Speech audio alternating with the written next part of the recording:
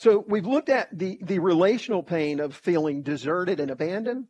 We've looked at Paul's relational pain that came just because other people that used to be there for him, they can't be anymore.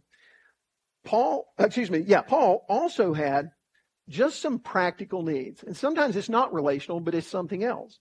And this could seem like the most trivial verse in the Bible to you, but it's worth noting that Paul in verse 13 tells Timothy to bring his cloak.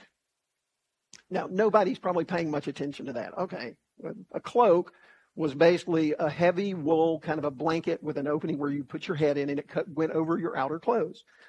Paul, in verse 21, interestingly enough, asks Timothy to try to come to him before winter.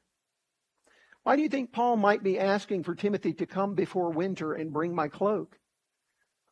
He's cold. Yeah, this is just one of those basic practical needs. I'm in a prison cell. Winter's coming. I'm afraid I might freeze in this place. Would you please come to me because everyone else has left me? And when you come, would you bring me my cloak? Because I don't want to freeze to death in this cell. Look, sometimes our needs are just super practical.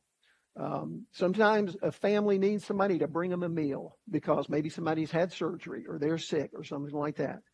Sometimes you need a ride. Anybody ever had to bum a ride off somebody? Sometimes you need a ride. Sometimes you need somebody who can fix something. Hey, I don't know how to fix this thing. Could you help me? But hey, isn't it a blessing when you've got a practical need and you have people you can ask and you're not afraid to ask and you're not embarrassed to ask and you're not too proud to ask? What a blessing when you have a need that there are people that God puts in our lives, and there is such a blessing to receive from those people when you need it. Paul needed his cloak. He also wanted, he said, his books and his parchments. We don't know what those were. It might have been scriptures, might have been his notes about his travels, could have been Bible study notes, who knows.